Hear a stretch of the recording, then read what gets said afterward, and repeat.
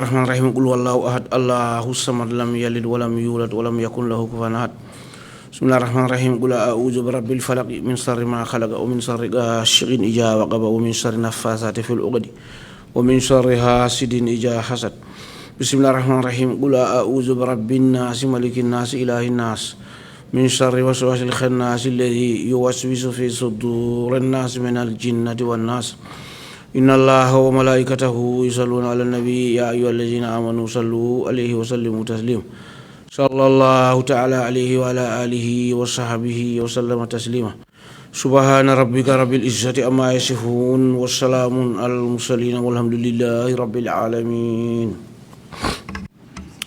Amen. Shukran, Imam C. Bishop, you have the floor, please. Thank you, Chairman. Great God of nation, you who have created all humankind in your image, in your likeness, and in your goodness. And you who have put your spirit in all human beings and have ordered and commanded every human being to love you with all their heart, with all their soul, and with all their mind, and with all their strength, and to love their neighbors as themselves.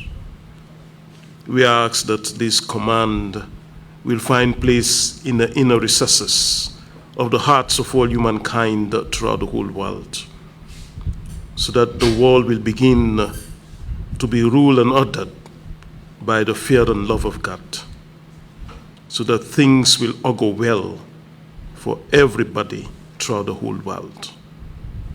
And we continue to bring our TRRC sittings before you.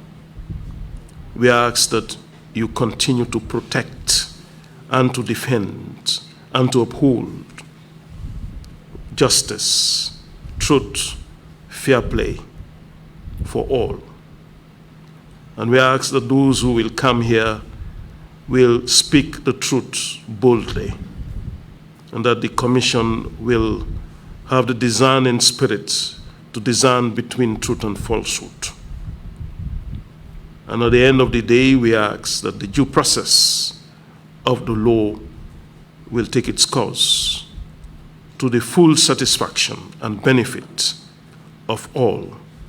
This we ask through Jesus Christ our Lord. Amen. Amen. Thank you very much, Bishop Odiko. Council, are we ready with this morning's witness? If so, please proceed now.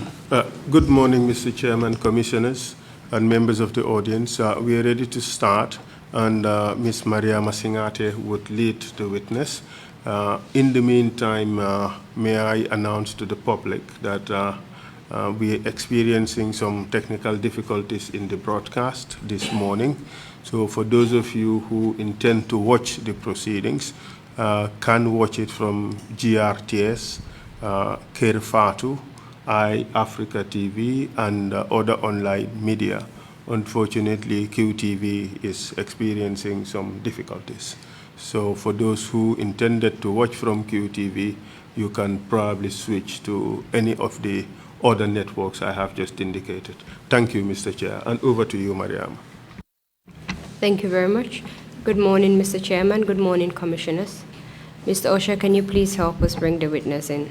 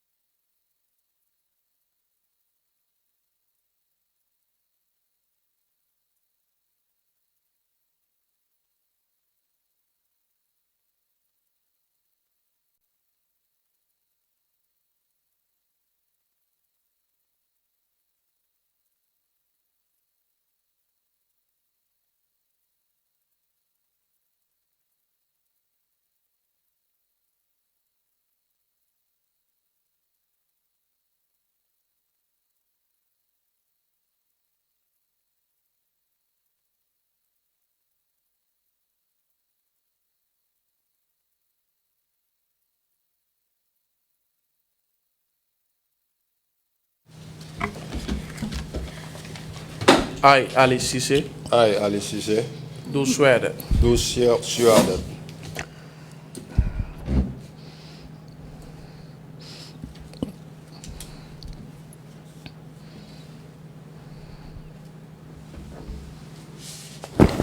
I, Ali Ceesay, Man Ali Ceesay,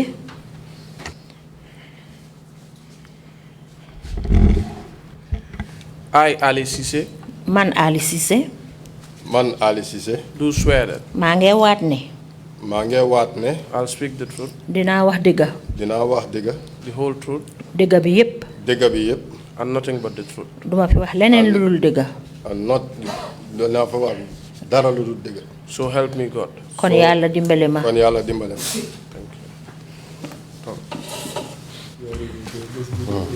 Good morning, Mr. Ceesay. I can see that you're struggling a bit with the Wolof. Probably because of your last name, they assumed that you were Wolof. Interpreter in Mandinka, can you please help us? Yes, okay. Excuse me. Let us have interpretation in Mandinka. You prefer to speak in Mandinka, correct? No, Wolof. Is your Wolof good enough? You seem to have been struggling in making the oath in Wolof. Okay. Dégg nga Wolof bu baax. Xam nga waat gi nga waat lum tekki. Lan la tekki. D'accord. Thank you very much. We'll proceed in Wolof then.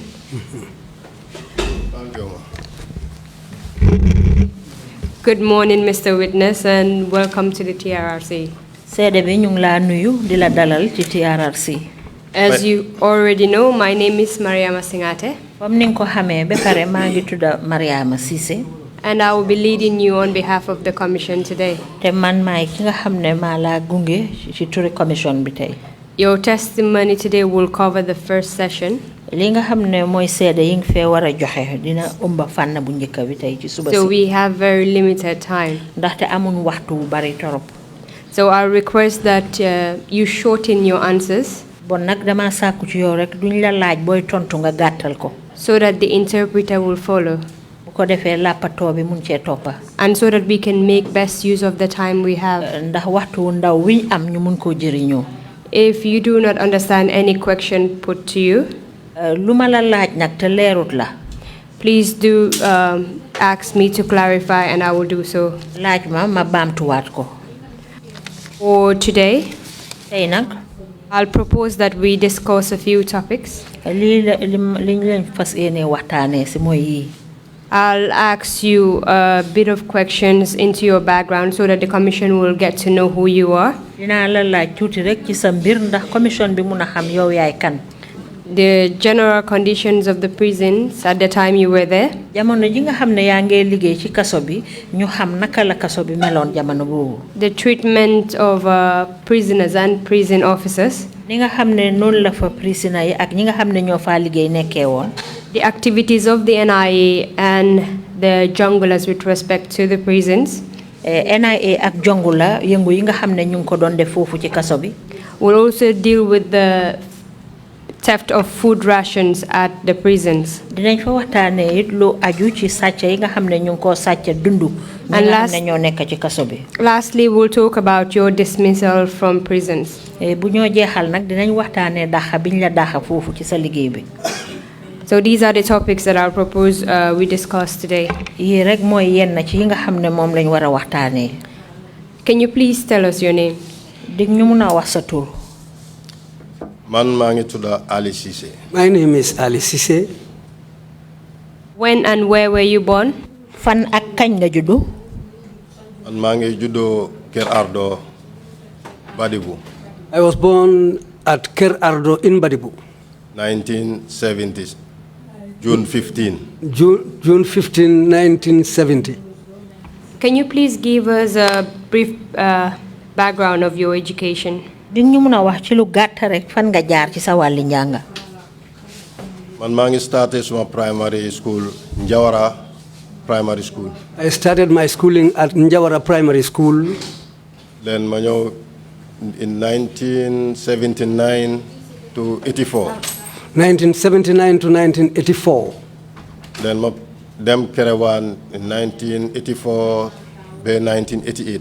I went to Kerewan from 1984 until 1988. Ovola Jehale 88 1st November I joined Gambia Prison Service. I ended my schooling in 1988. So 1st of November I joined the prison services 1988. Can you tell us which school you attended in Kerewan? Ñu mëna wax ban school nga jàngé ca Kerewan? Kerewan Secondary School. Kerewan Secondary School. So after completion of your secondary school, you joined the prison services. Bi nga jéxalé sa secondary school ci nga dugga nak ci liggéey prison bi. Waaw ci la dugga ci liggéey. Yes, that's when I enrolled into the prison services. Can you tell us the conditions of the prisons at the time you enrolled? Jamono bi nga fa door di liggéey nak ñu mëna wax naka la prison bi meloon? Prisons mom bima fa join 1988 def nañ suñ training in Joshua. When I was joining the prison services in 1988, we did our initial training at Joshua. From November to March. From November to March. 1989. 1989. Actually, my question was the conditions of prisons at the time you joined. Lima la laaj mooy kaso bi naka la meloon jamono ji nga xam ne ci nga fa door di liggéey. Kaso bi time boobu prisoner yi kiwuñ bari wuñ woon noonu de because rôle yi ñu ngi doon nekk ay 200 and something prisoners. At that time, 300 du ko doon dépassé. At that time, there were not many prisoners in there as inmates, because it was between 300. If maximum, it will be around 300, from 200 to 300. What categories of prisoners did you have at that time? Jamono bobu yan façon prisoner mom ngeen fa amone? Time bobu ñu ngi am convict prisoners ak remand prisoners. At that time, you have two categories: convict prisoners and remand prisoners. And where were the remand prisoners kept at that time? Ñi nga xamne mom nga oyé remand prisoners bobu jamono fan lañ leen doon denca? Ñom ñu ngi leen doon di denca remand wing. They were kept. All remand prisoners were taken to the remand wing. How about the convicted prisoners? Ñi nga xamne nak dañ leen atté ba paré dañ leen wara tëj ñu diko wax convict ñom fan lañ daan nekk? Convict prisoners ñu ngi leen doon tëj ci main yard bi ak security wing. The convict prisoners are taken mainly to the main yard, and some are taken to the security wing. How was the food at prisons during those days? Jamono bobu lekka bi naka la meloon fofu? Lekka bi time bobu man bayuma ko won xel bu baax de way deguma won ben complaint dal ci affaire lekka bi time bobu mom. At that time, I didn't mind much about what was being cooked in the prisons. But, well, I didn't hear a lot of complaints about the food at that time. Can you please give us a brief summary of your career progression in prisons? Ding ñu mëna ci tënk rek waxal ñu ci sa wàlli liggéey fan nga jaar ci liggéey kaso bi foofu. Okay, man biñ pass out dama nekkoon first shift di dem morning afternoon night. When we passed out, we started a shift, morning, afternoon, and night. After 1 year, ñu yobuma main shift, general work. After 1 year, I was taken to the main shift where we do general duties. Kindly give us, if any, your promotions within prisons at the time you start till the time you were dismissed. Dañ bëgg xam rek sa wàlli promotion sa wàlli maxaamay naka lañ toppalante jamono ji nga fa nekk ba bang fa bàyyi. 1993 la am couple rank. I had my couple rank in 1993. 97 sergeant. 1997, I got the rank of a sergeant. 1998 PO. My principal officer. I became the principal officer or PO in 1998. 2003, SPO, senior principal. I became a senior principal officer in 2003. ASP 2004. Yeah, I became an ASP in 2004. Superintendent 2006. I became a superintendent in 2006. Chief Superintendent 2008. I became a chief superintendent in 2008. The Commissioner 2010. I became a commissioner in 2010. Small promotion, but court. Well, at that time, I was going to court when I got that promotion in 2010. When you were principal officer, can you tell us where you were working within prisons? That was in 1998. Ci atum 1998 jamono joji yangi nekkon principal officer fofu ci kasso bi di ñu mëna wax ci ban fan nga nekkon di fa liggéey fofu. Time bobu mang ci wañ bi. At that time, I was at the kitchen. What was your role in the kitchen? Lan nga daan def ci wañ bi? Supervisor la won fofu ci prisoner. I was a supervisor over the prisoners at that time at the kitchen. In 2003, when you were senior principal officer, can you tell us which department you worked in? Atum 2002 jamono joji yangi nekkon senior principal officer di ñu mëna wax fan nga doon liggéey ban fan. Bobu tam ma ngi nekkon ci discipline time bobu the assist chief Fall. I was at the disciplinary section and I was aiding Chief Fall when he was ahead of me. How about in 2006 when you were a superintendent? Naka nak atum 2006 jamono joji yangi nekkon superintendent. 2006 after be ma joge leave still lañ ma yobbu won security wing. 2006, I was on leave, but when I returned from leave, I was taken to the security wing. My apologies, I missed 2004. You were an ASP then. Where were you? 2004, bobu ASP nga won, fo nekkon? Bobu ma ngi won ci wañ bi. That time, I was at the kitchen. What of in 2008 when you were chief superintendent? 2008 nak bi nga nekké chief superintendent? 2008 ma nekké chief superintendent after la Useno travel ma nekk acting acting operation. In 2008, when Usainu traveled, I became... Sorry. 2008, still, Momtam Fana Manko Defsi discipline that. 2008, I was still at the disciplinary section.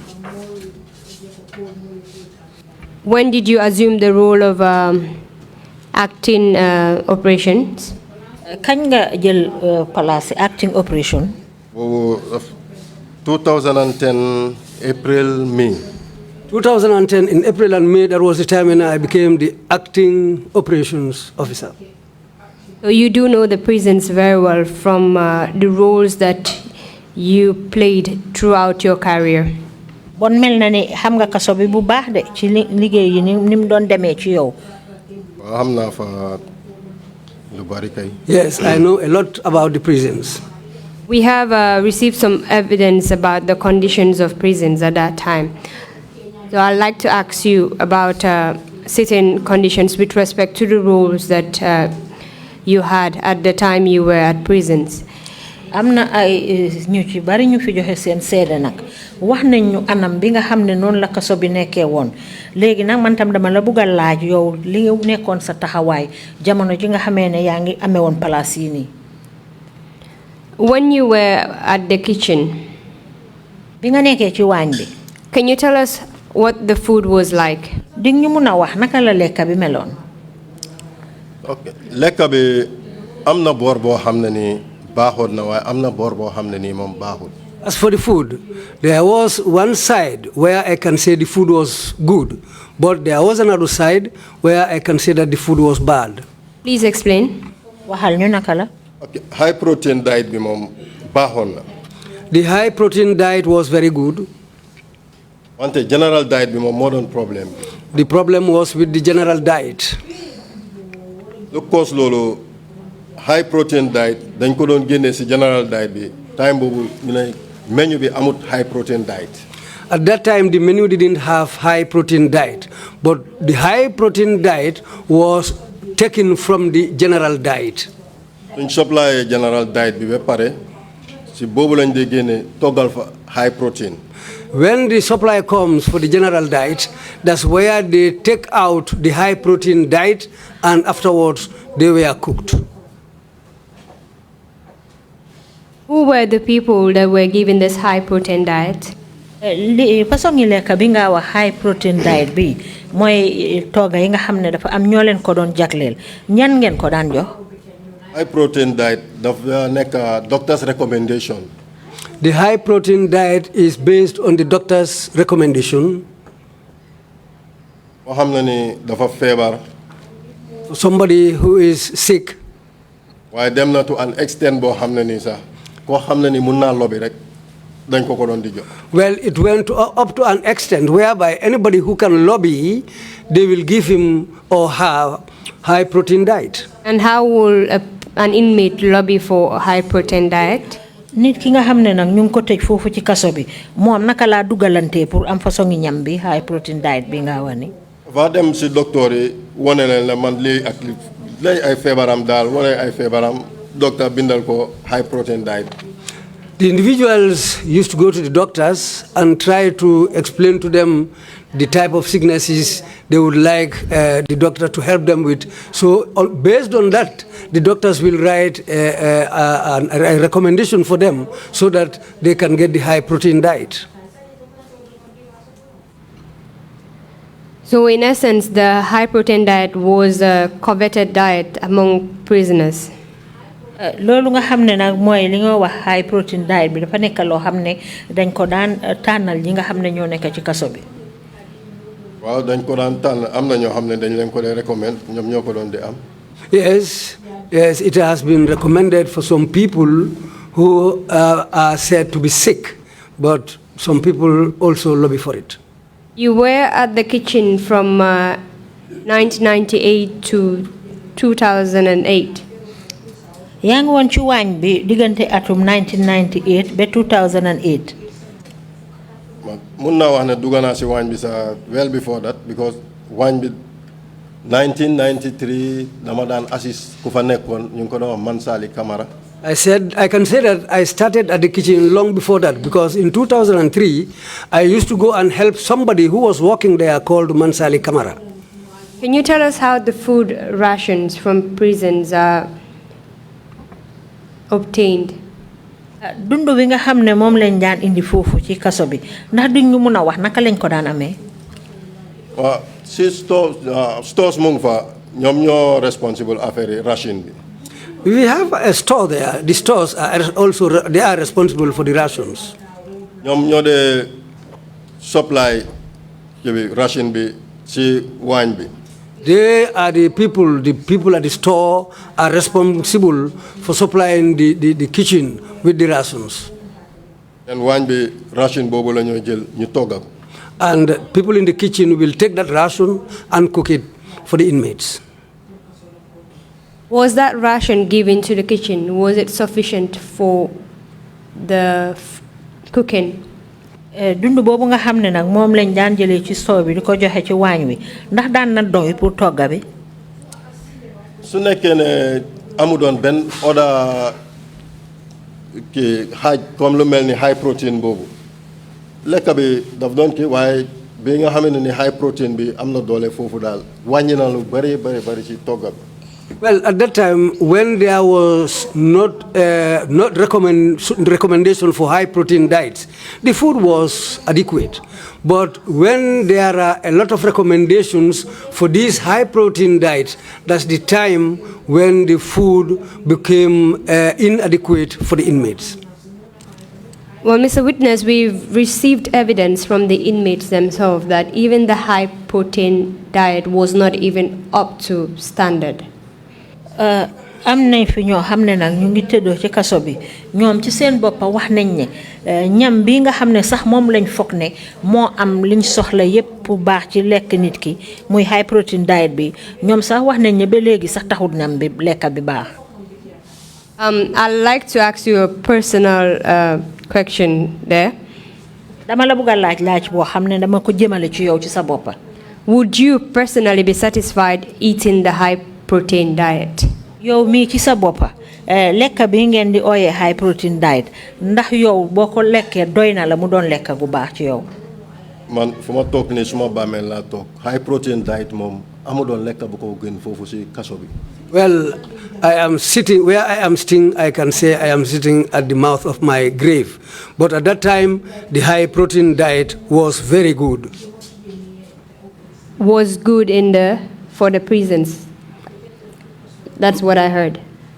Yeah, for the mune puru ñi nekk ci biir kaso bi baaxoon na pour ñooñu ndax baaxoon na pour ñëpp. donc boobu moom baax na it's a standard food.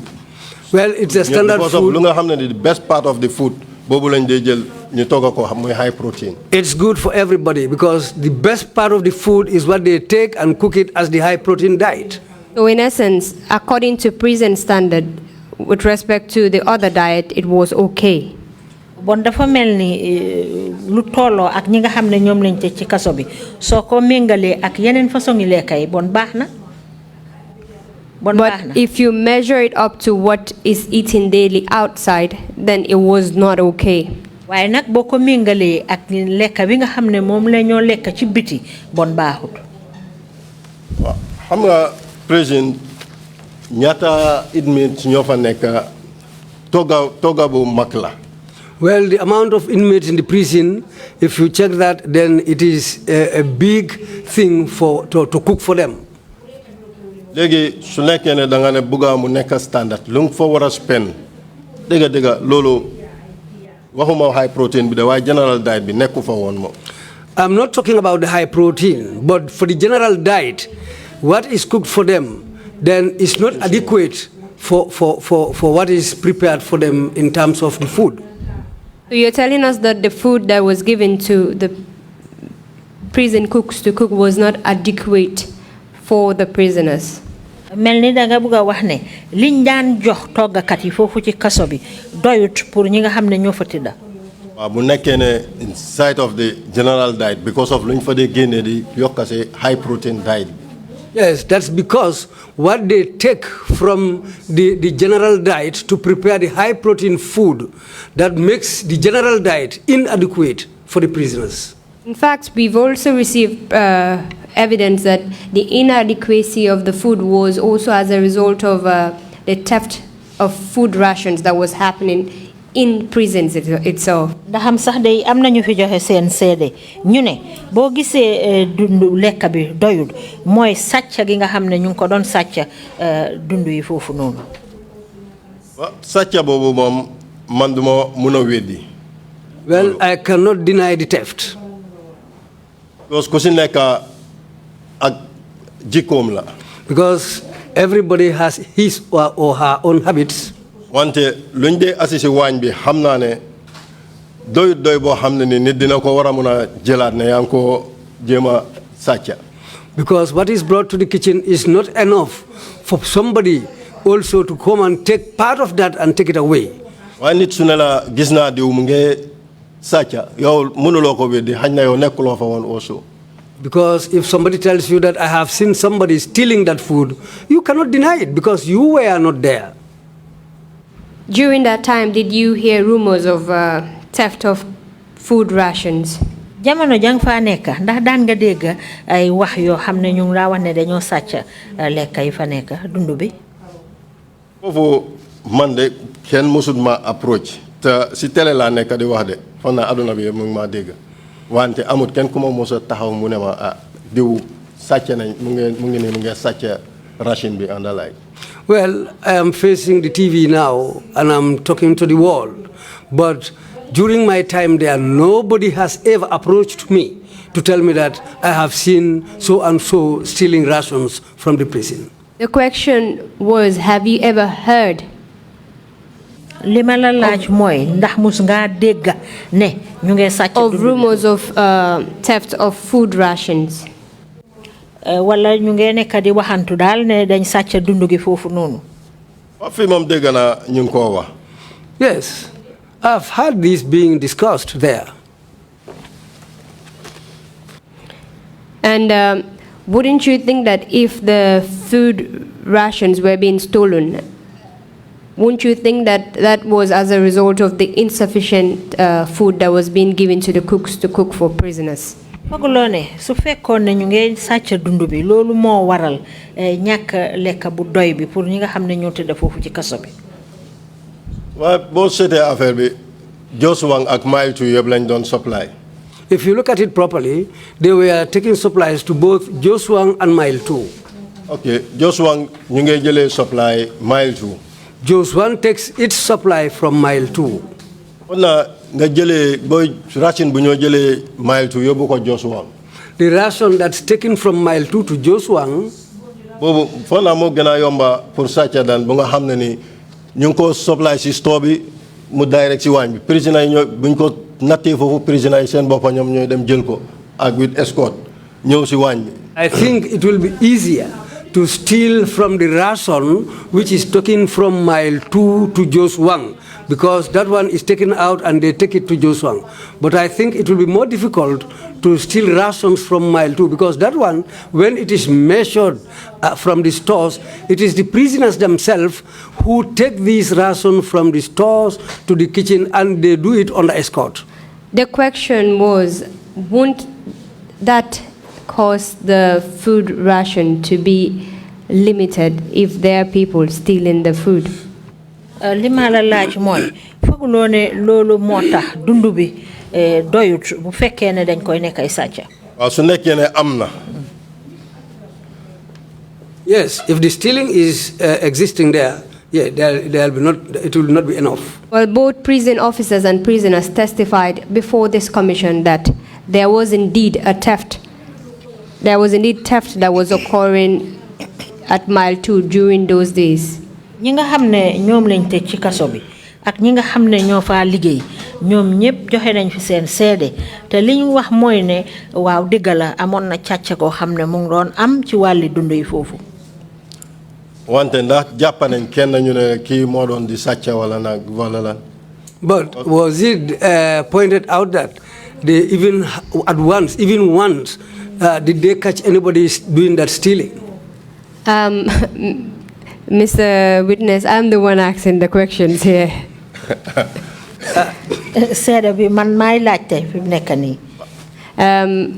The thing is, if there was no interest to investigate these issues, then they wouldn't have caught anyone doing it. Càcca googu fa doon am ña fa nekk amuñ itte sax pour def ci benn gëstu bon duñ jàpp kenn bi. waaw fan la looy def itte dañ la wax ne la diw mu ngi def lii. man óor na ma óor yàlla ne suñ ma waxee ne ma diw moo def lii war naa mun a jóg man tamit ma def suma liggéey. The interest arises to investigate when a report comes by. But if there is no report, I don't think this interest to investigate will arise up, because, well, as I said, if nobody informs us that theft is being done, then there will be no investigation. Then, in the case where it is reported, who will be responsible to investigate? Léegi nag bu fekkee ne càcca gi boole nañ ko warugali kan la pour mu def gëstu bi. Okay, foofu chief office bi mu ngi fa. The chief officer is there. My apologies. Who was in charge of the chief office? Kan moo nekkoon foofu ci chief office bi nga wax ni. Chief office bi dañ ko dee jël koo xam ne ni promote nañ la to the rank of a chief ñu select kenn mu nekk foofu nekkul ne dafa am koo xam ne ni dafa nekk permanent. Well, there is nobody permanently seated there. Well, anybody who has been promoted to chief officer, they look among those people, and one of them will be acting inside the office there as chief officer. Go on. Egali. Okay. Loolu su happen am na ñu dem ne SPO si PO yi ñoom tamit ñu ngi si suuf complaint bi bu excès si ñooñu ñoom dinañ launch investigation su nekkee ne gis nañ ne mënuñ ci dara tam dinañ ko forward to the chief chief bi su fa mënul dara then nañ ko forward to the operation. Well, the thing is like it's a chain of command. You have the chief at the top in the office there, then you have the SPO and the POs. But if a report comes, well, the POs and the SPOs, it is their responsible to check. Well, after their investigation, if nothing comes out of it, then they'll come to the chief. And if the chief is unable still to solve the problem, then they will forward it to the operations office. And you will agree with me that during those days, there was not much investigation done at Mile 2 with respect to issues that inmates were complaining about. Bon suma waxe li di nga anda man ne tawat bi nga xamne ñi tëdd ci kasso bi ñu ko daan tawat jamono joju amutoon kenn ko xamne amon na itte pour di ci def ay gëstu. Tawat bi bu nekkee ne egsi na si officier yi war door nañ ko mën a def because I could remember ne am na benn complaint buñ joxoon chief officer time in Ndoye Dabo. Well, when a complaint comes, the people responsible will usually carry out the investigation because I remember once a complaint came to the office there during the time of Ndoye Dabo. am na yenn visitors yu fa ñëwoon visit benn prisoner bu ñu doon wax Demba Gassama. Some visitors came there to visit somebody called Demba Gassama, who was an inmate. ñooñu ñëwoon nañ visit si ko wala dañ ko joxoon xaalis officier boobu nangu xaalis bi si loxo prisoner bi ba pare wala jëmoon na sonal daal visitors yi. Well, what happened was that when the visitors came, they gave some money to this Demba Gassama. So I think, I'm not sure whether the officer took the money from the inmate, but later on it created some problems there. No. Officer bi dafa jëloon xaalis bi si loxo prisoner. The officer took the money from the prisoner. Okay. xaloon na sonal visitors yi foofu ñu ñëwoon visiter prisoner bi. In fact, it created a problem for the visitors who came to visit the inmate. Prisoner boobu later report na si Ndoye Dabo waaye Ndoye Dabo jël na action against that officer. Well, the prisoner later reported the matter to Ndoye Dabo, but Ndoye Dabo took action against the officer who took the money. Officer boobu sergeant la woon demoon nañ ko to third class officer private. Well, the officer at that time was a sergeant, but he was demoted to third class, which was a private position. I can remember that. Well, that was a good thing that the chief officer did. Going back to the conditions of Mile 2 at that time. Inmates have also testified that as a result of the poor diet being fed to them,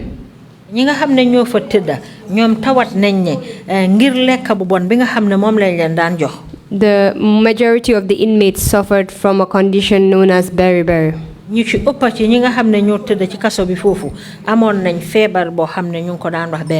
And some of the inmates actually died from this disease. As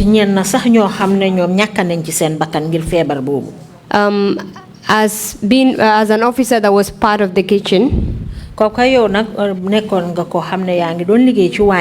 must have been aware that the food was responsible for the sickness that was happening at Mile 2.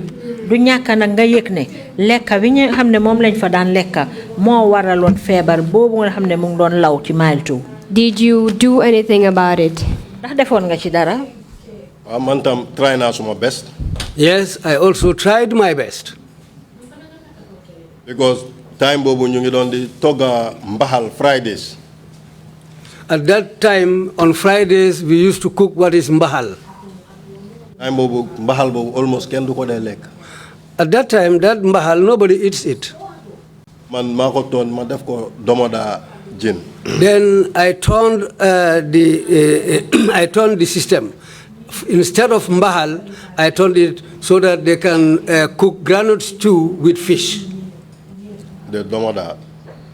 Domoda, du moy mafe gerte. Mafe gerte. Yeah, that's groundnut stew. Okay. There's a little bit of a mix on the interpretation. Okay. Monday. Mondays, dañ daan togga benn cini diwtiir. we used to cook benachin, palm oil benachin. Boobu tamit duñ ko doon di lekk. And that one also at that time, they don't eat it. Man maa ko ci ñu def ko ciw diwtiir. I changed it to palm oil stew. Okay. Was it, sorry, my apologies, I just wanted to ask, was it the same rations that were used to cook this new diet that you introduced? Ndax benn façon dundu bi nga xam ne moom lañ daan def moom nga jël rek def ko façon togga bi nga soppali ni. Because duma am leneen loo xam ne mun naa ko toggal gaay gannaaw loolu. Yes, because at that time, I will not have anything else to cook except the supply that comes in. That's what I change to cook these new types of food. So in essence, if you're using the same quantity of food to cook a different soup, nothing actually changed. Bon dafa melni bo daan jël benn façon comme renda yi ak yooyu nga wécci togga bi dafa melni dara soppeeku ci woon. Lekka bi moom supply bi moom soppeeku wu doon. Togga bi moo change. What happened is that the supply didn't change. It is just the way of cooking and what is cooked which I decided to change. So you succeeded in changing what was in place? Bon dafa melni daal gannaaw gi far nga soppali li nga xam ne moom lañ daan lekk bis boobu. But the quality remains the same. Waaye daal ni meloon yëpp benn la. Well, dafa mel noonu because of supply bi moo leen noonu. Nothing na why high protein bi tam contribute na si a lot. Yes, it didn't change because it is the same supply that continued to come in. But the high protein was being taken out of it, which contributed a lot to it. Because lolu toppa naa ko pour ñëw am special supply for the high protein wante stores lañ dee wax mooy ne ñoom tamit dañ leen di audit amuñ menu boo xam ne ni dafa include high protein foofu kon duñ mun a supply high protein diet. Well, I tried to change the whole system of the food. But what the people tell me who are in the stores, they said that as far as the same supply is coming, nothing can change. I wanted the system to bring in supplies, extra supplies for the high protein food. But they said that is not possible. So it has to be taken from the normal supplies. This is why all that problem was occurring. Between 2005 to 2006, you were still in the kitchen, correct? Diggante 2005 ba 2006 yaa ngi woon ba léegi ci waañ wi. Waaw maa ngi woon si waañ wi. Yes, I was still at the kitchen. We've received evidence that in between that period, jot nañ fi firnde yoo xam ne wax nañ ne ci jamono boobu. The prison diet suddenly changed. Li nga xam ne mooy lekk wiñ daan def foofu dafa jékki-jékki rek soppeeku. On a particular day. Ci ay bés. And prisoners had a lot of meat on their bowl for that particular day. Bés boobu ñi nga xam ne ñoo tëdd ci kaso bi amoon nañ yàpp bu bari ci bés boobu. What can you tell us about the cow meat that was fed to prisoners on one particular day? Loo ñu mun a wax ci nag booba nga xam ne amoon na bés bu ñëwoon indi ko foofu ci kaso bi toggal leen ko. Ok nag boobu moom man tamit maa ngi ko dégg daal because boobu dafa tombé weekend. Well, about that cow, I've heard about it because it coincided with a weekend. Okay. Man time boobu duma dee liggéey weekend. At that time, I don't work during weekends. waaye lu ma dégg ñu ne David moo call driver bu ñoo wax Salif waaye ñaari Salif ñoo fa nekk nag. What I heard was that David called a driver called Salif, but there were two Salifs at the prison at the time who were drivers. Salifu Jammeh, Salifu Jaaju. You have Salifu Jammeh and Salifu Jaaju. waaw kenn si ñoom ñu ne moom la David call mu dem jëli nag bi wari airport. It was one of the two Salifs that David called for the person to go and pick up that cow from somewhere around the airport. What I heard about that cow was that it was knocked down by a vehicle.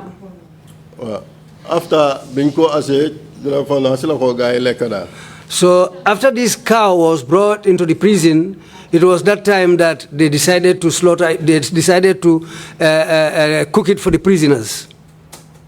Okay.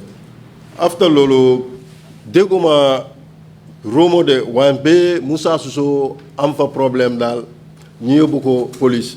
Ona amna bug bum bindon. Sila degana Romo bi gana jok ne wa nagbu dela won.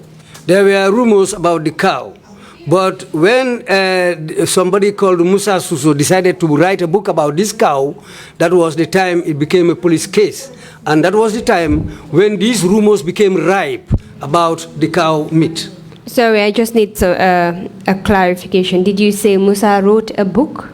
Dama buga leral fofu ndax da nga wax ne Musa dafa am book bu bindon. Wa ñu la Musa daf doon am book bu doon binda. Xamna da anything that will happen in prison the time bobu rek daf ko binda. So he was writing in a book and not necessarily wrote a book. Dafa melni daf doon di binda ci ay kayit waye nekut ne dafa jagar téré bopam book pour lolu. Comme diary. No, comme diary la won rek ci mom nekone bugi comme binda bugi pour about prisons also. Yeah, it was some sort of a diary, but it was not a complete book that he wrote about the incident. So he was writing a diary about what was happening daily at the prisons, correct? Melni daf doon binda rek diary di binda bor bu set lek li xew ci prison bi. Lolu orun ma de wa degana dal book amna book bo xamna ni bobu la yobbu won ba ci wala time bobu ben moy IG lolu la ay ben yobbu ci president bi mota mo caution dismissal David. Why lolu 96 la de. I was not sure whether it was in 96, but I heard that there were rumors that Musa wrote a book which he took to the IG, who was Ben. And it was Ben who took this document to the president, which resulted in the dismissal of David at the time from the prisons.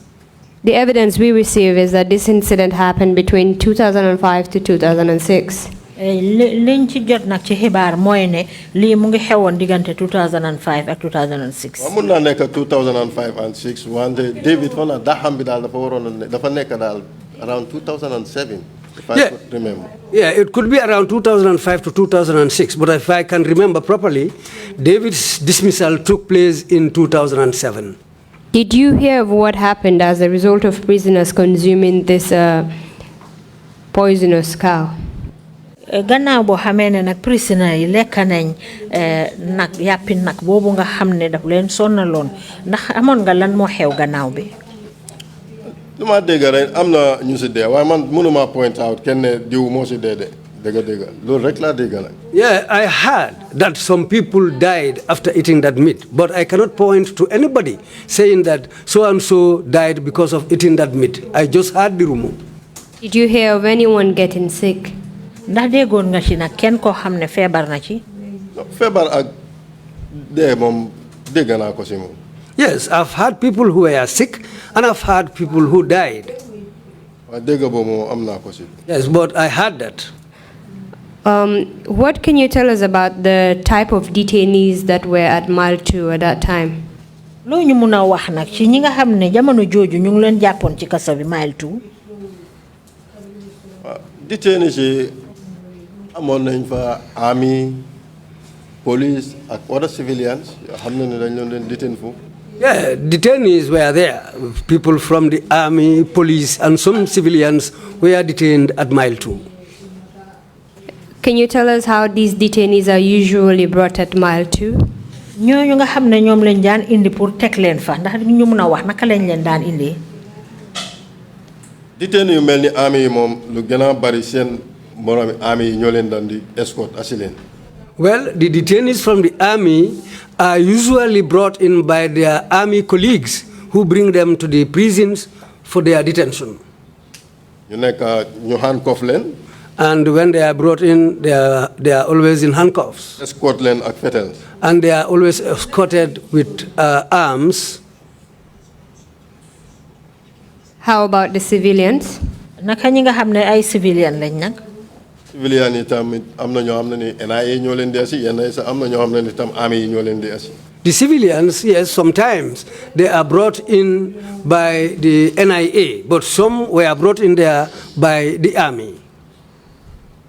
Which do you know which branch of the army usually bring these detainees? Am nga ban banxa si wàlli soldaar gi ñoo daan faral di indi ñooñu ñu la fa daan teg. léegoo léeg da ngay gis black si. Sometimes you see the military who usually wore the black uniforms. léegoo léeg na nga gis normal army uniforms yi nii escort leen assi leen. Sometimes those who escort these detainees wear normal military or soldiers' uniforms. These escorts, do they have a particular name that they're referred to?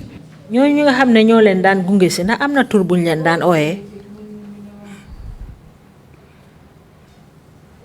Repeat all the question. The escorts of the detainees.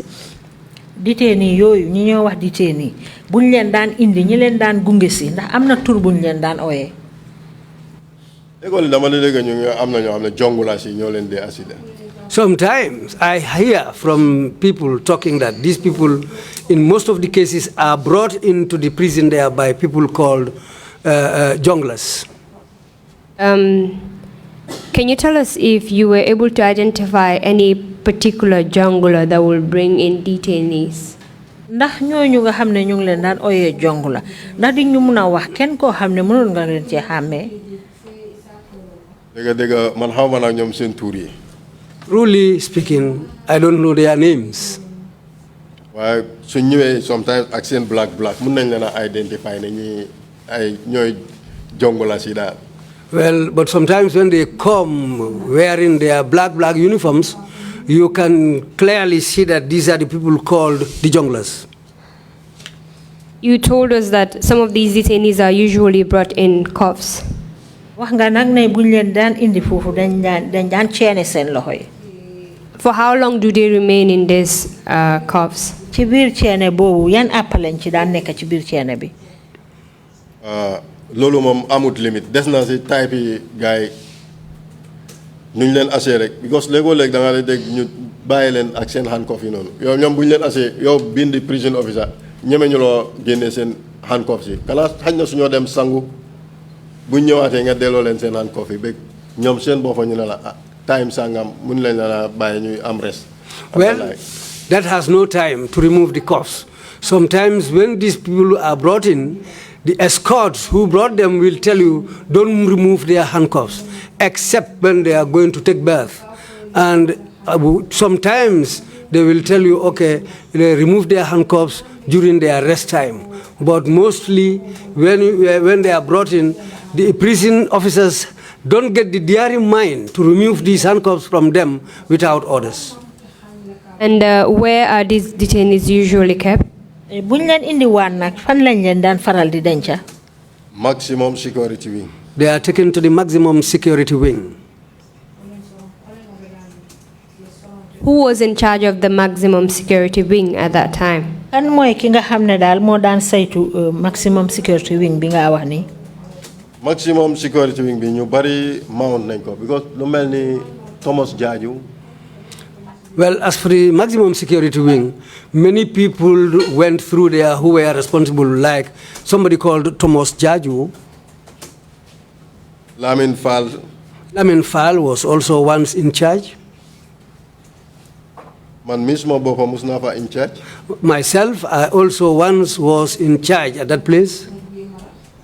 Come Ibrahim Tiana, mam tamit musnafa in charge. Somebody also called Ibrahim Tiana was also at one time in charge. Just pour ma am ñu ma tudda nonu rek waye xamna mëna ëpp lool tam. Just to be able to name a few, but I know there are more than the people I named.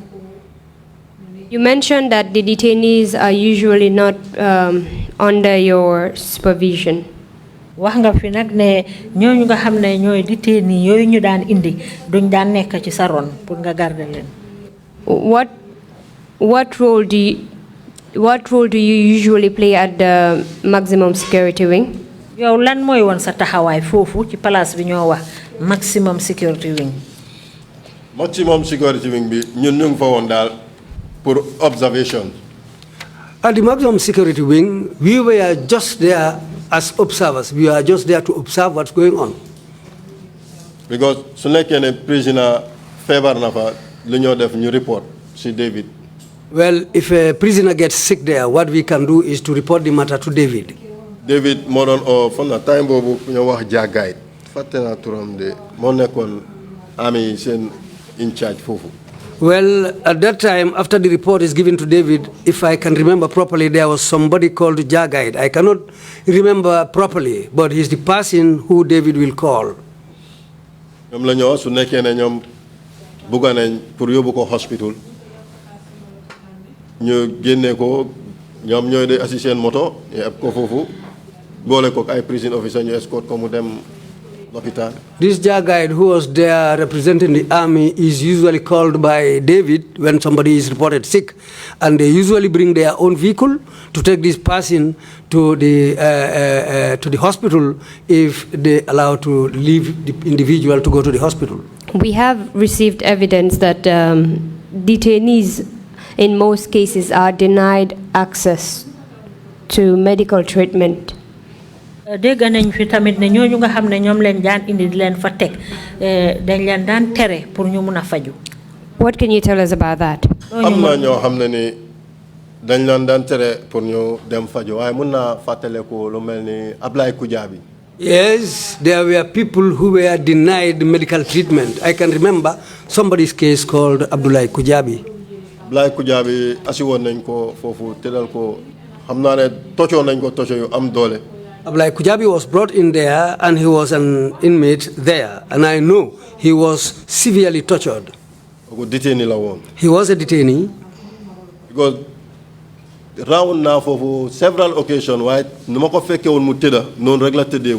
I have gone around that place several occasions, but whenever I come around, the way I left him lying down, it is always the same position how I always find him. I called somebody called Waf Kujabi. He was at that time a medic.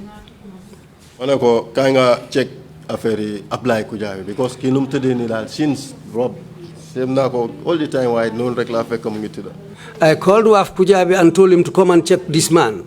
I told Waf that this man, since they brought him in, the way he was lying down has been the same position he's always lying down in. So come and check him up. I can remember when Waf came in and looked at the individual, he cried.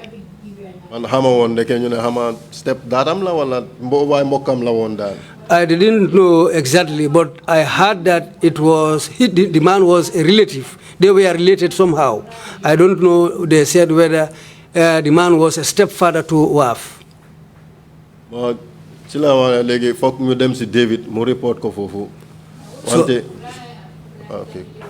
that was the time when we decided and said, let's go and report this matter to David. Now David or Jagaid, I don't know, it's from State House. And that's the time when David called Jagaid. And Jagaid said he called somebody at the State House, whether it was Sering Modu, I wasn't sure.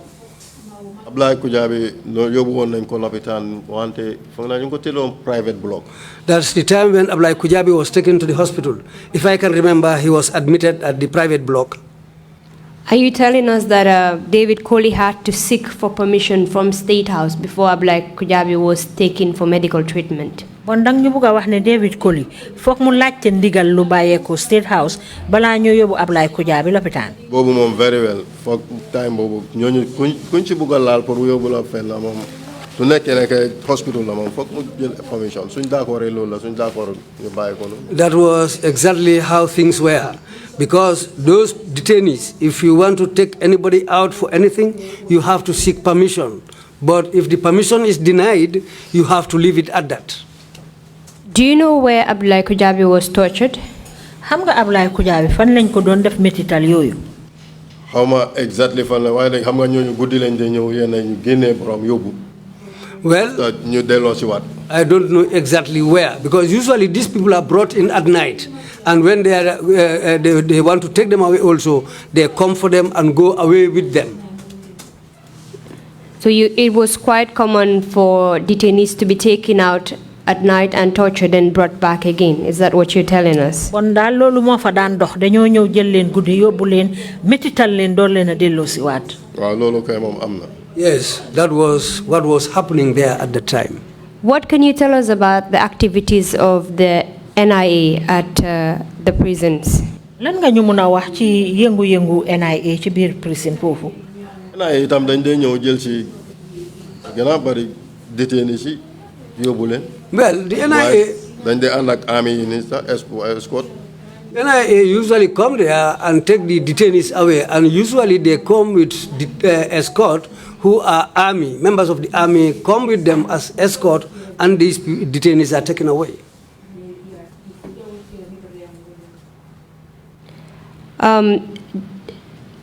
In any of those occasions where the NIA will come and take detainees, did you recognize anyone from them? Ndax amna ben jamono bo xamne NIA yi ñi fay ñew di jël ci ñooñu amna ben jamono jo xamne xamé nga ci ñen Omar Cham mom xamon na ko ci mom. Well, I know one Omar Cham was among them. Ben way buñ do wax Lamin Dabo. Somebody also called Lamin Dabo. Say Lamin or Nani? Lamin. Lamin.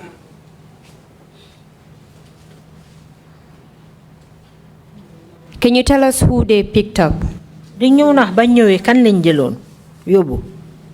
Ñom tamit danaka ñu doon gëna ñew fofu frequently dal di jël di yobbu de kay. Mënuma wax nak nanga minute lañ jël waye ñom daal xamé na leen because time bobu bima nekk operation dañ daan ñew ci man fofu. Ma ci ñom comme lu melni Père Mendine and the like. Well, when I was at jël ci nañ leen fofu daal. When I was at the operations, they've been coming there frequently to pick detainees and take them away. Like people like Per Mendy, they usually come and pick detainees there and take them away. As I said, somebody called Per Mendy was one of the detainees picked and taken away. And when they take them and bring them back, in what condition will they bring them back in? Jamono buñ leen jël ci waan nak ba yobbu leen suñ leen delloo ci waté naka lañ dé mel ci yan anam lañ dé tollu lu melni Père Mendy mom tamit mom ci la meñam waxna ma ne biñ leen yobbo NIA door nañ leen fofu door yo xam be dañ ko don di mass koren gannaawam bi ni man suma bopam ma don order ki ndox bu tanga président ñew di ko busal. Well, people like Per Mendy, they themselves told me that, as Per himself narrated his problem to me, when they are taken away, they are mercilessly tortured and returned. Somebody like Per Mendy, he said sometimes they will use electric wires on their body. And if you look at his back, I was the person who was calling for people to bring in warm water so that I can massage his back for him. It was the prisoners who were preparing warm water and tried to massage his back. Yes, I can remember that. Do you know if the NIA had any legal mandate to take prisoners from Maltu prisons and torture them and bring them back? Ndax xam nga na NIA loi jox na leen doole pour ñuy ñëw di jël foofu ay prisoners di leen yóbbu di leen mitital di leen delloosi waat. Xam nga bu nekkee ne loi la ñoo toppa wante time boobu du loi doole moo doon di dox. Well, at that time there was no law. These people were just doing what they wanted or what they were ordered from the top. But it was not part of the law for them to act in that way. You knowing that it was illegal for them to act that way?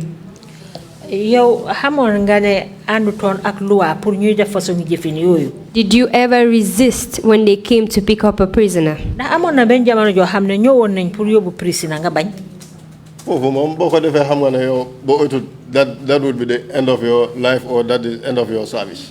Well, if anybody resists that, be sure that it might be at the end of your life, and if you are lucky, it might be the end of your service. You also knew that it was unlawful for you to also allow them to pick up prisoners and take. Te xamoon nga tamit ne ànduta loi pour nga nangul leen ñoom ñu ñëw rek jël prisoner rek yóbbu. Di nga ko xam waaye ndax yow di nga ñeme ña bañ. Well, it is known to the prison officer, but whether you have the daring mind to refuse. So you're telling us that you were operating under the atmosphere of fear? Bon dafa melni yow yeen ak don liggéey dal ci ragal. More than the word. More than the word fear. What can you tell us about the case of Kanyiba Kanyi and others? Lo ñu mëna wax nak ci mbiri ku ñoo wax Kanyiba Kanyi ak ñeneen. Kanyiba Kanyi mëna remember ne asiwon nañ ko ci prisons bi after ñu jëlaat ko fofu. I can remember that Kanyiba Kanyi was brought to the prisons, but later on they came for him and took him away. And it was after that I heard that he was killed. Who were the people that came for him? Ñan ñoko jël ci won? Lolu mom duma ko mëna unless kana book nga receipt books yu nga xamné ni so assez prisoner dinañ la ko bindal. So receive prisoner tamit dinañ jël sa name. I cannot say who were the people who came for him unless we check the receipt books, because if you bring somebody there is a receipt that they will prepare and give the escorts. And if they take away somebody also, a receipt is prepared and give it to the people. So if you check in those books, somebody can determine who were the people who came for him there. And in most cases, both of them come goodidan. And in most cases, that happens at night when they come to pick up detainees. If they come to pick up the detainees, do you usually collect their names and their credentials on the receipt books? Bu ñëwé jël ci prisoner yoyu ndax di ngeen dé binda seen tour binda it mahama bi ñu yoré ci seen receipt book yoyu. Am na ñoo xamné né su ñëwé seen kébé liñ ko binda seen entry bi ak ku nga xamné the most senior man waye yenn ay sax so leen ko laajé duñ la nango wax. Well, sometimes when they come to pick up these detainees, you can get their names. Mostly they are the most senior man among them. But sometimes when they come, if you ask them, they don't even respond to your question. Who was Kanyiba Kanyi? Kan moy won Kanyiba Kanyi momu? Kanyiba Kanyi de degala ne just dañ ko arreston asiko fofu way xawma ko na man in passing ni way turam mom deg xamna ko gis na ko ni de way xawma na ban ki la won. Well, Kanyiba Kanyi, I heard that he was arrested and brought to the prison. I personally saw him, but I don't know what kind of a person he was or who he was. I saw him personally, but apart from that, I don't know anything else about him. And which security operatives collected him? Mom Kanyiba Kanyi momu ñan ñoko jël ci won ci ñi nga xamné ñoo liggéey ci wali karangé gi. Biñ ko jël ci man fekkut ma fofu de because man comme suñ ko suñ dé jël ci ñooñu lu gëna bari guddi la dé nek. I was not there when they came to pick him up, because usually when they come to pick up these detainees, it happens at night.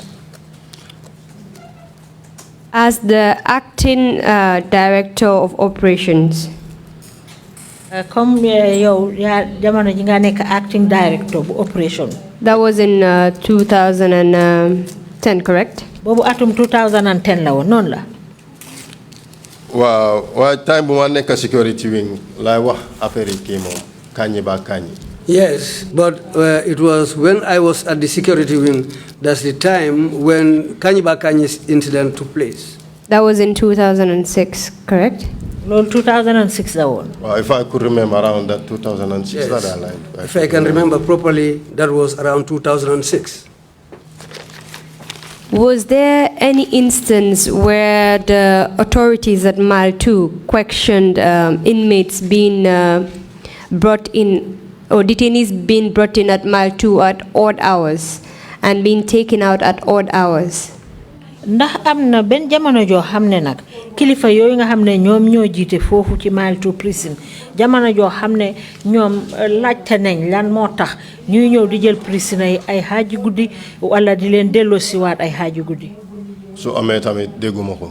Well, even if it did happen, I've never heard about it. Can you tell us about the maltreatment of prisoners and prison officers? Ding ñu mëna wax nak anam yi nga xamné ñu ko daan jëflanté ak ñiñ téé ci kasso bi ak ña fa liggéey yo xamné dal jaaduwut. Mën naa remember affaire Moussa Suso torture buñ ko defoon foofu because ñu ne fa amoon mobile. I can remember Musa Suso, the incident that happened to him. They said he had a mobile, and that was reason he was tortured. Boobu dañ ñëw search cells yi gis nañ mobile bi waaye SIM card nekkut fa woon by then. Well, when they came in to search the cells, they found a mobile there, but there was no SIM card inside the mobile.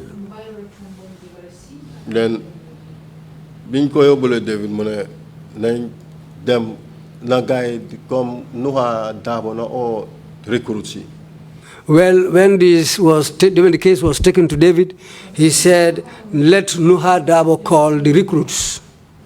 Yóbbu ko si gannaaw mu wax SIM card bi fan la nekk. Let them take him behind and ask him where the SIM card was.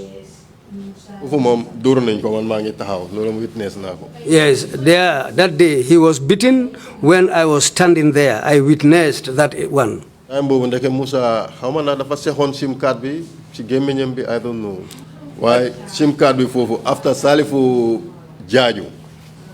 Well, Demal. Momo demat for guy don't door Musani, Kisifu be for SIM card be asiko.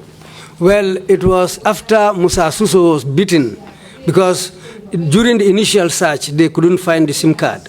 But after he was beaten, it was Salifu Jaju who went back to the place where he was tortured, and when he turned around the sand and checked, that was the time when he found the SIM card there and brought it back. Are you telling us that Musa Suso's beating was ordered by David Colley? Dang ñu bëgg wax ne door Musa Suso ndigal la ngi bayé ko ci David Colley. Lolu mom ci David la joggé. Yeah, that one came from David. And the recruits are the ones that carried out the beating. Te recruit yi moy ñi jël liggéey es ñom ñoo doon def door yoyu. Waaw lolu mom am la. Yes, that's something which happened. And who was in charge of these recruits? Kan mo jité won recruit yoyu? Time bob Nuha mo nekkon mo len don train mo don sen instructor that Nuha Dabo. At that time Nuha Dabo was responsible for them. In fact, he was the guy who was training these recruits. Who were the senior officers present when Musa Suso was being beaten? Ñan ñoy kilifa yi liggéey fofu yo xamné ñom ñu ngi téwon bi ñoo door Musa Suso. Man mom man fa won. I was there personally. Salifu Jaju was also present.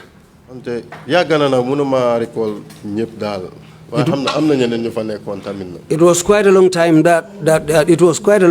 That's why I cannot recall the names of others, but others were also present. Go on.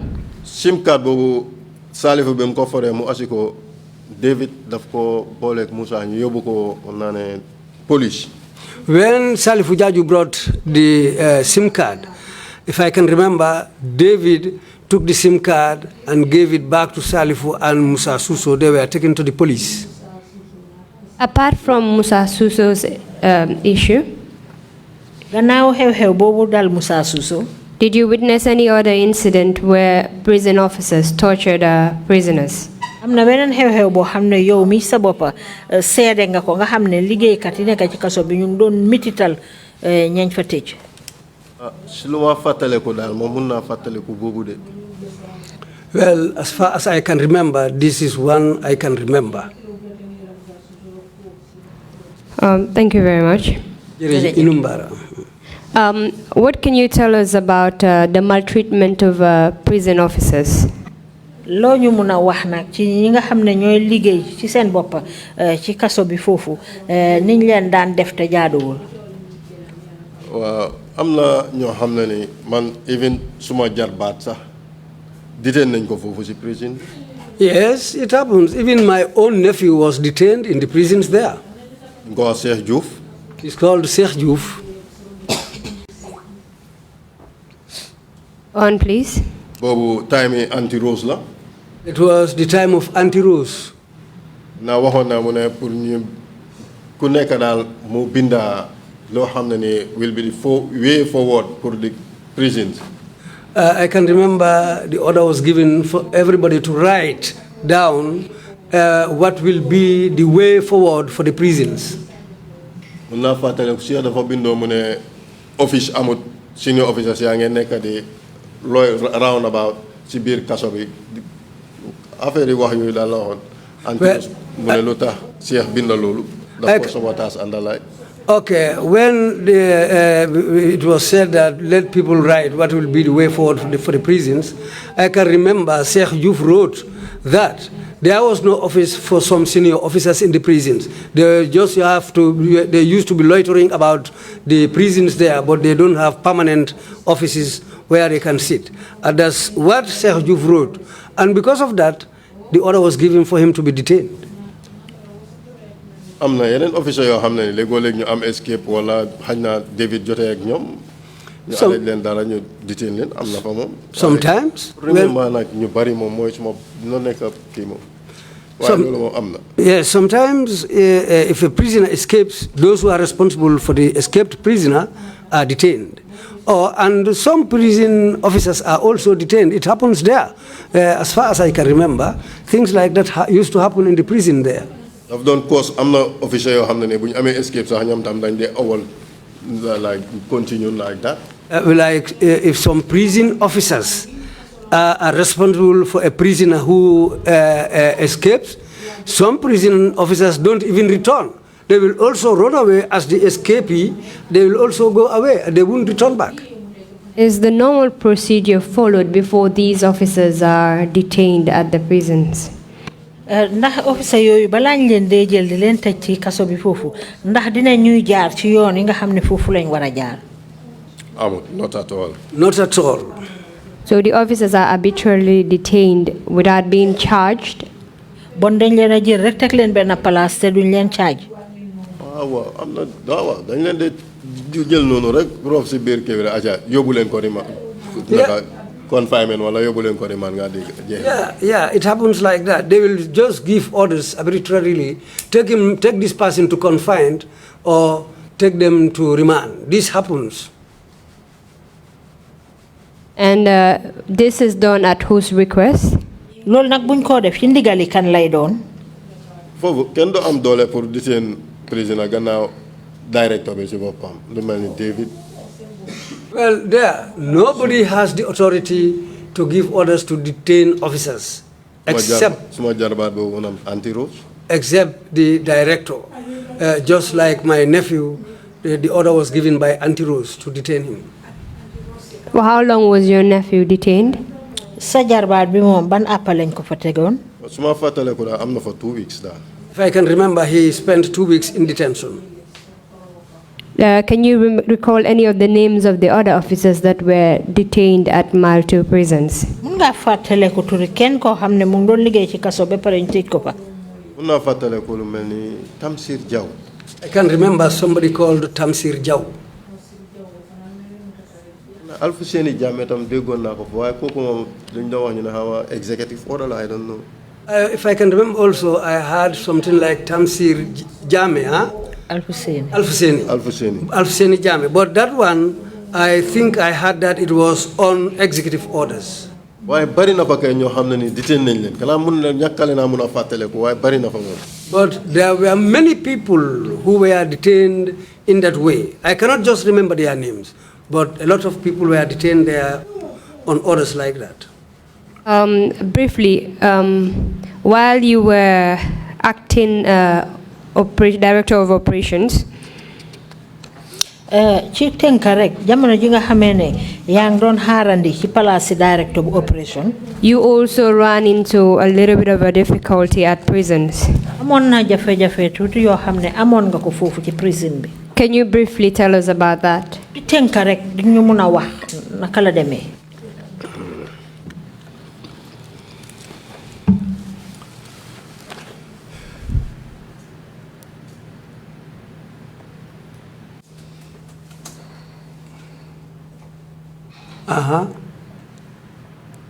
Okay. Mr. Ceesay, are you okay?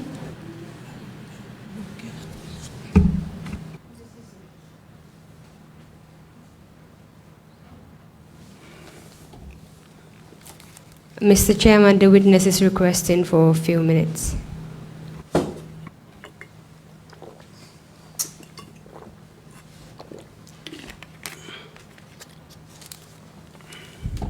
Mr. Chairman, I'll humbly request for about 20 minutes, the least, or 15, just to finish up with the witness, and we can go on a break. Fine, that's good. Thank you. Thank you very much.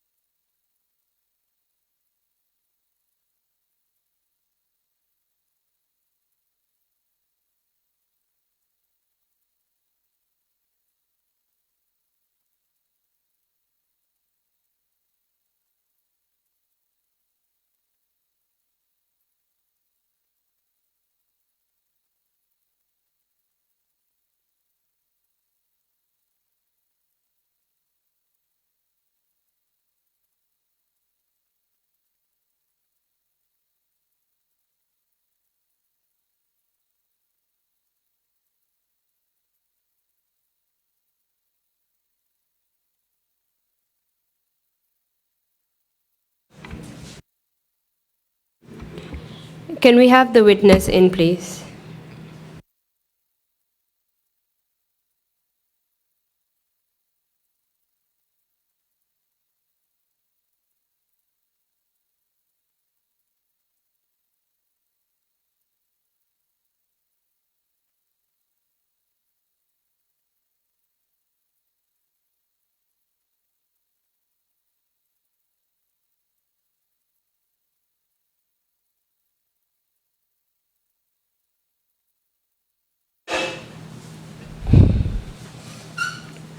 Thank you very much, Mr. Ceesay, for coming back.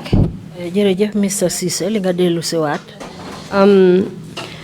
Just before we go into the main issue, balaa ñoo dugga ci mbir mi dëgga I'd like to ask, who was the director of prisons at the time you had the problem? dama la bëgg a laaj rek kan moo nekkoon director prisons jamono ji nga am jafe-jafe yooyu. David Colley moo nekkoon director general foofu. David Colley was the Director General at that time. And as at that time, Ensa Badji was also detained in prisons, correct? Jamono boobu tam Ensa Badji ñu ngi ko téye foofu ci kaso bi. Waaw time boobu ñu ngi ko detained foofu. Yes, he was a detainee at that time in the prisons. Can you please tell us, like, briefly what happened, what led to you being charged? Ndax di ñu mën a wax lana waraloon bañ charge la lu xewoon.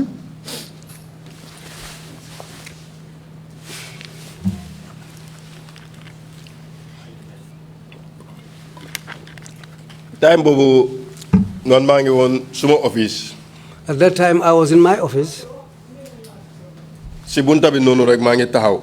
At the door, that's where I was standing.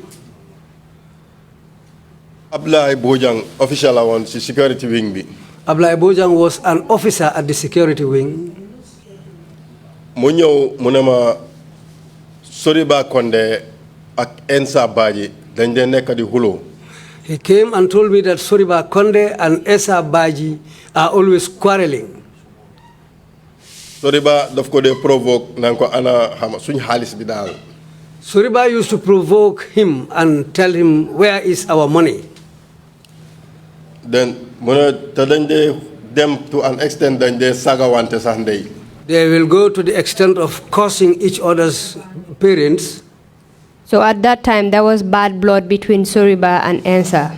Bon jamono bobu dafa am mero bu nekkon digante Soriba ak Esa. What role did you play as the acting director of operations to quell the situation? Legi nak yow lan moy won sa taxaway ci lolu nak pour sédal mbir digante bi? Nekkon director of operation.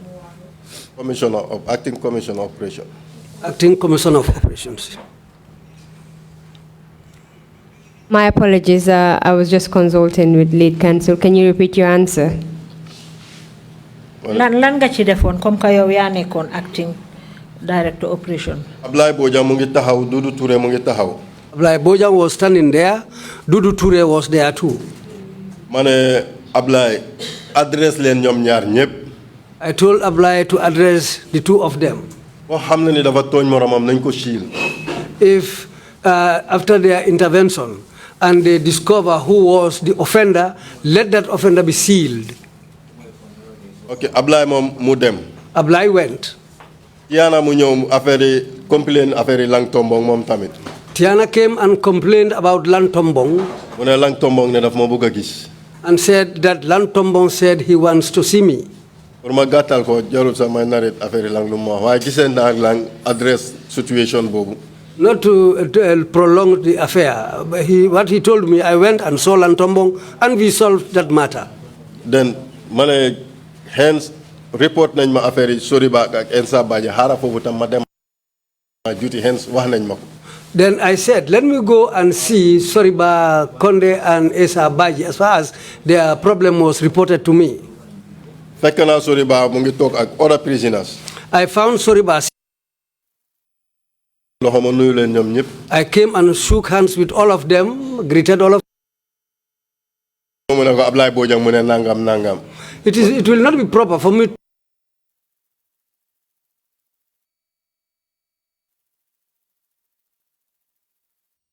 to say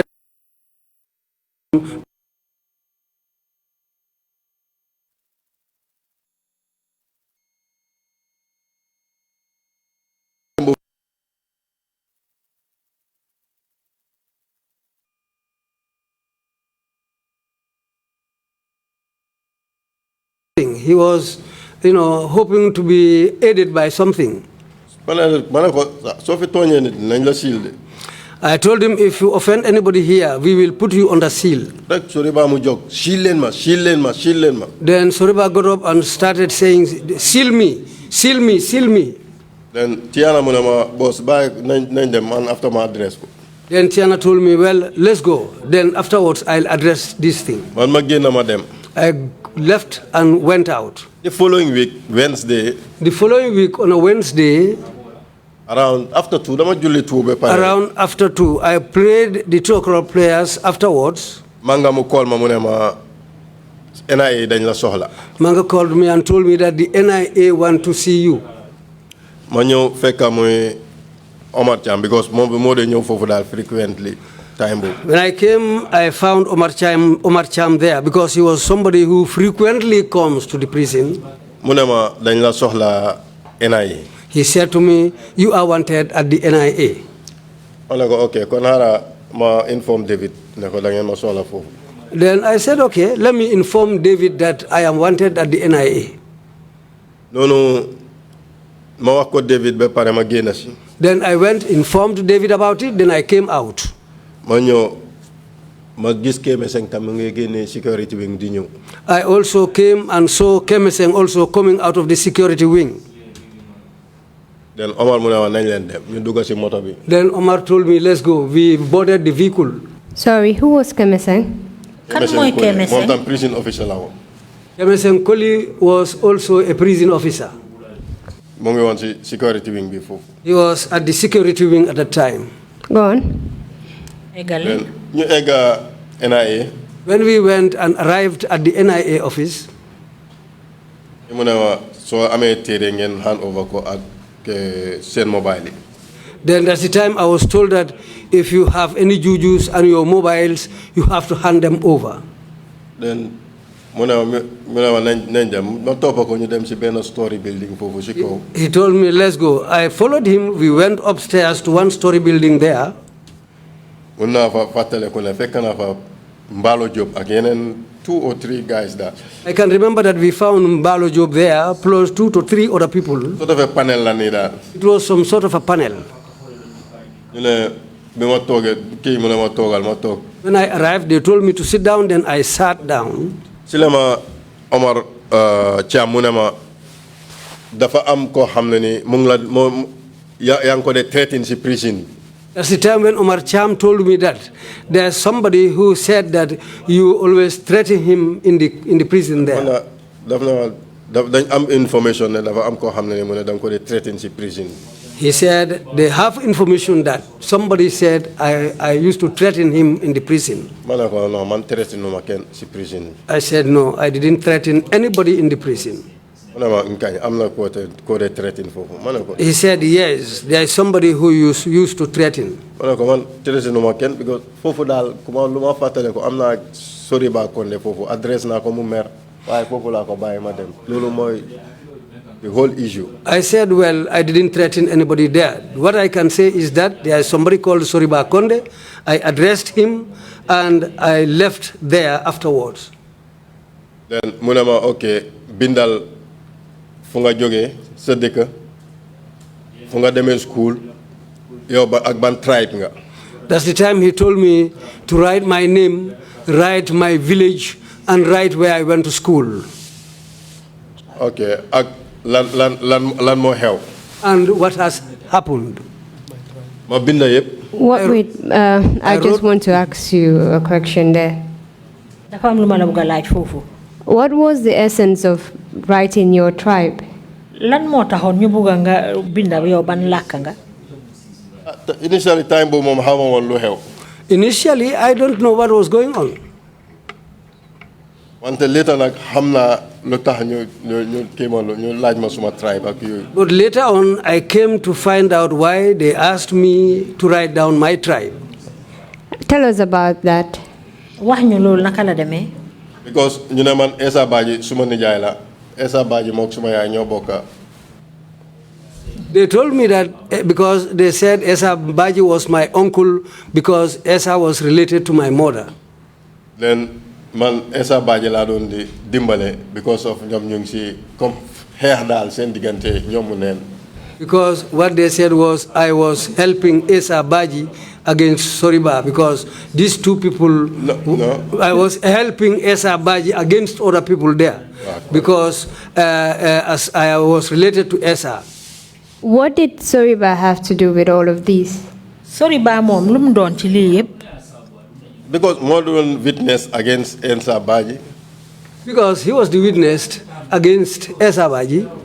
Mom dem na to an extent mu ne man depuis 97 maa ko escort mu ngi wax mu ne man maa ko bu mu nangu benn di ko use muy against Essa Badji.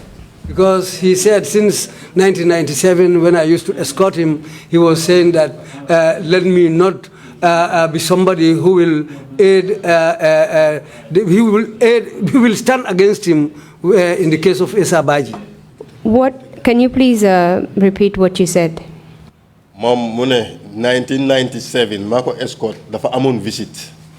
He said 1997 I escorted him because he had a visit.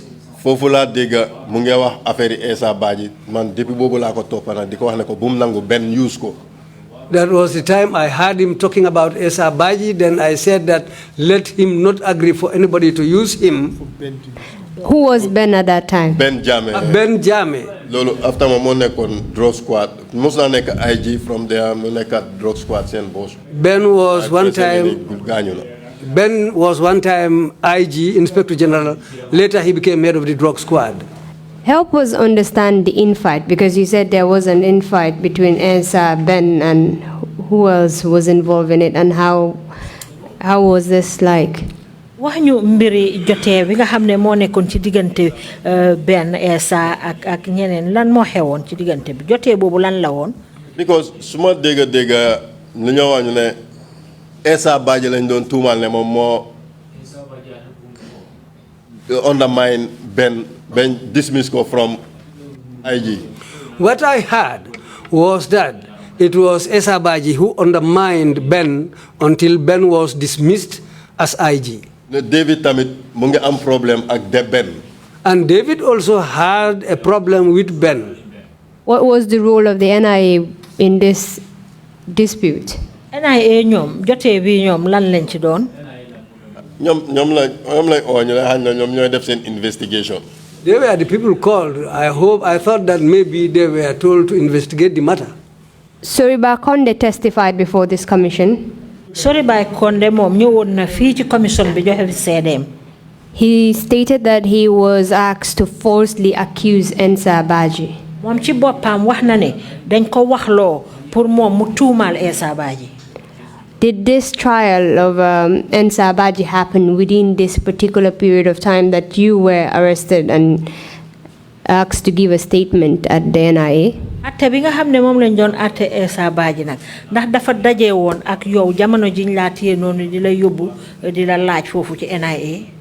ñuñ lañ caaj together boo gisee tey maa ngi taxaw fii pour clarifier affaire bi luñ ma doon wone over TV man tamit defuma woon dara. We were charged together in that case. And what hurt me was I was shown on TV with the others, which really hurt me. But I didn't do anything. My apologies, Mr. Chairman. I'm just advised by the lead counsel that this will be a convenient time to go on break. Then when we resume, we'll wrap up with the witness. Fine, that's all right. I thought the 15, 20 minutes that you needed was to wrap up, but if we need more time for that, we will take a 30-minute break and come back at 12:35. Thank you very much, Mr. Chairman. Thank you. Meeting is adjourned.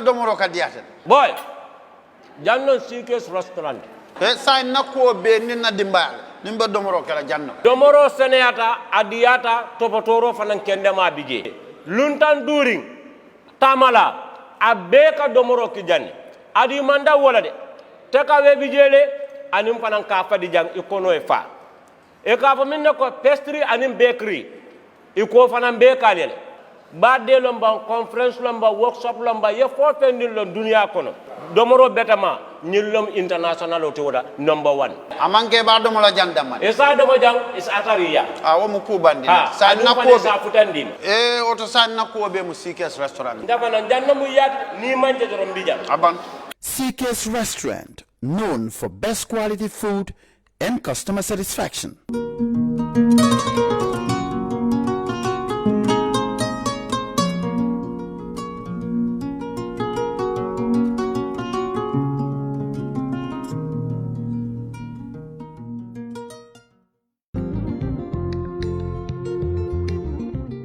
Stewart & Co. Solicitors, a legal excellence firm in London that can help you with all aspects of your legal work. If you are looking at immigrating to the United Kingdom, Stewart & Co. can help you to set up business, buy houses in the UK, and will deal with all your legal works from start to finish. For all your general immigration work, we can help you with that as well. If you apply for any form of visa, whether student visas, settlement visas, marriage visas, or a child wanting to come to the United Kingdom to settle with the family, we can help you to achieve your goals. Stewart & Co. Solicitors, a legal excellence firm specializing in conveyancing, immigration, litigation, family law, personal injury, licensing, no win, no fee. Contact us today at www.sk-solicitors.com.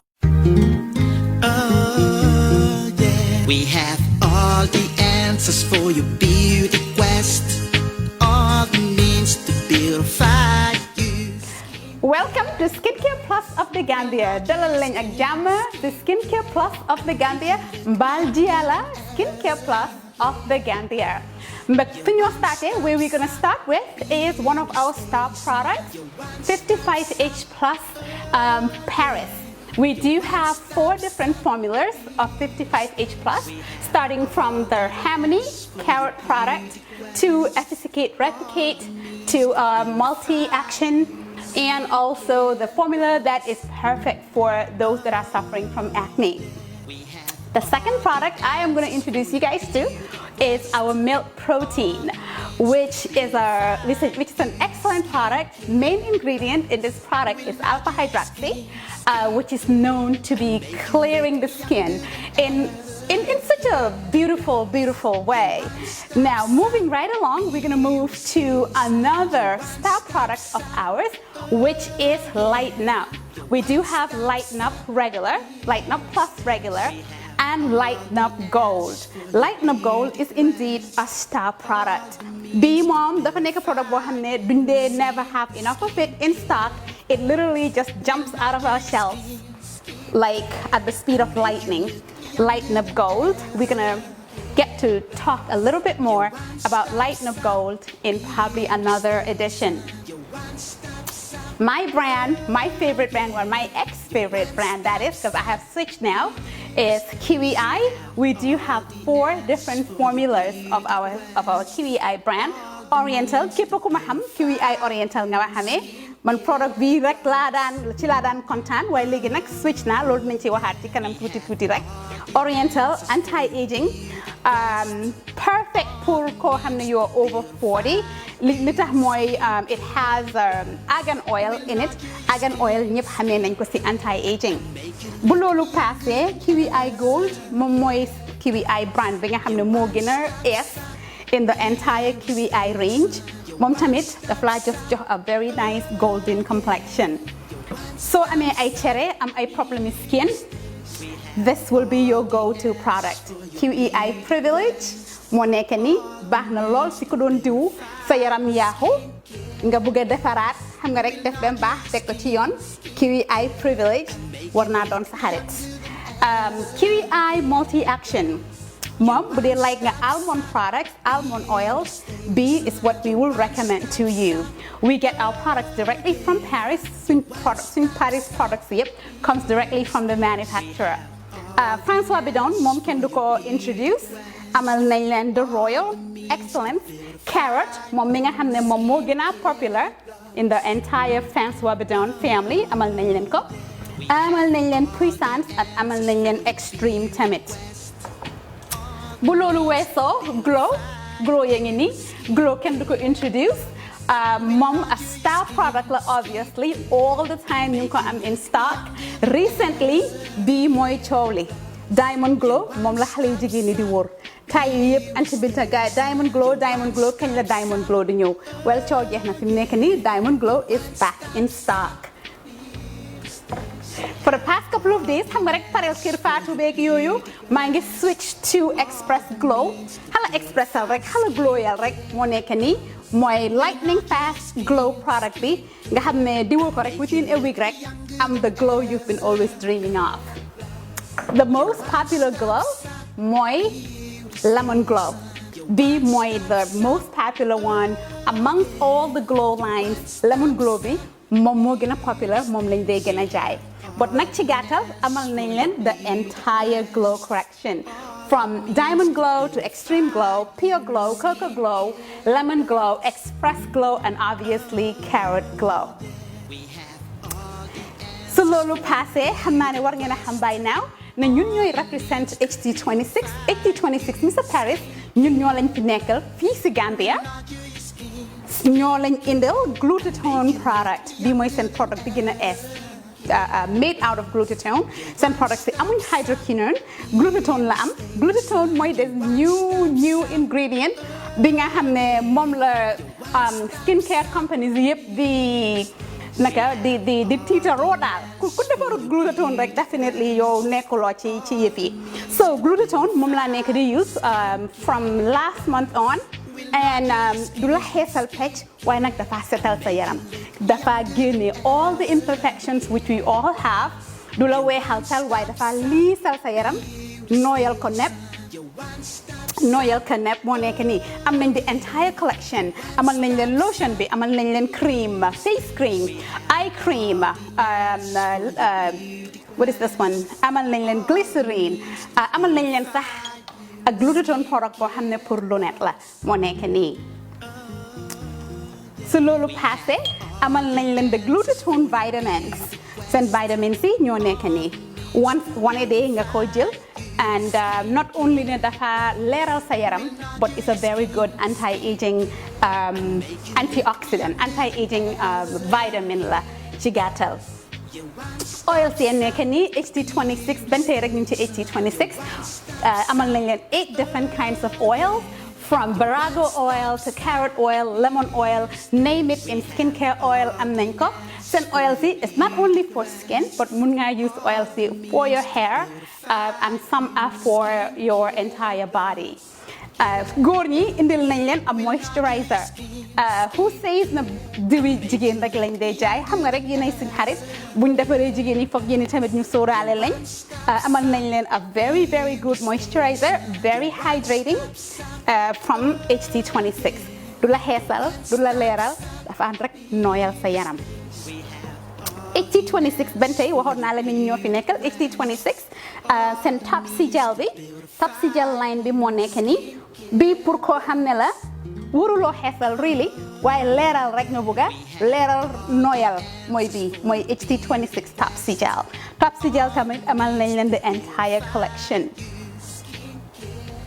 and then moving right along ben tey ñu ngi si HT26 waxoon naa la ni ñun ñoo fi toogal HT26 mi ca Paris HT26 amal nañ leen almost like 9 different collections from them preparation bi moo nekk nii amal nañ leen anti-tache usoon naa ko a couple of months ago actually about 3 months ago moom it says it all the name says it all it is anti-tache so ko use doo am benn tache at all doo am any spot at all on your skin moo nekk nii du xees becc waaye nag almost xees becc la in my world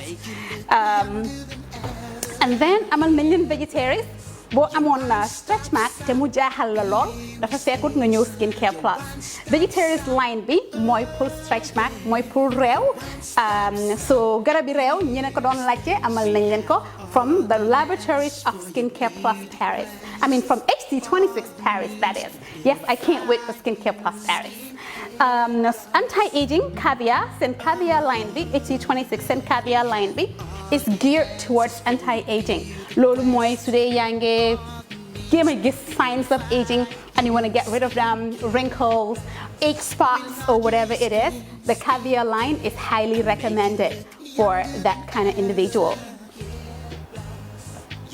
ben tey ñu ngi si HT26 amal nañ leen tamit another line of product bu ñoo ooyee white essence ñam 5 different formulas lañ am bi gën a fort ci white essence mooy expertise moo nekk nii moom moo laa weexaltal moom mooy seen strongest formula the second strongest formula in white essence mooy caviar dina la xeesal ba pare tamit it has anti-aging properties as well because of the caviar extract bu loolu passé the third most lightning product from White Essence mooy the perfection bee nekk nii xet gi neex na lool and very nice on the skin.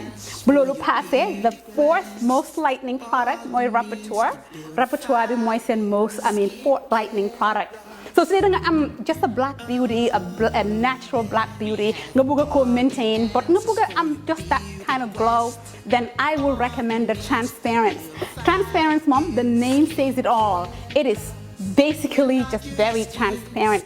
Ku nekk mën na ko use as long as your goal is just to maintain your natural complexion. Moo nekk nii Transparent amal nañ leen the entire line. The soap, the lotion, the oil, the face scrub, and the mask.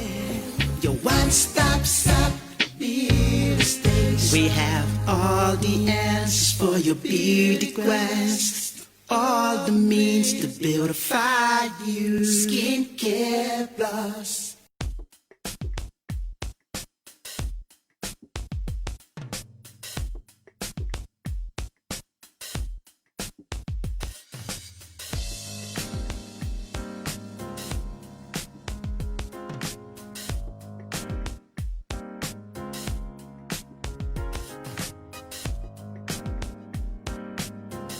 Miss B Designer Outlet is the #1 quality and affordable stop shop for all your needs. Get your evening dresses, suit and ties, office wears for both ladies and gentlemen, beach wears, sport wears, pure leather shoes for men, quality belts, bags, heels for all beautiful ladies, original perfumes, accessories, and a lot more.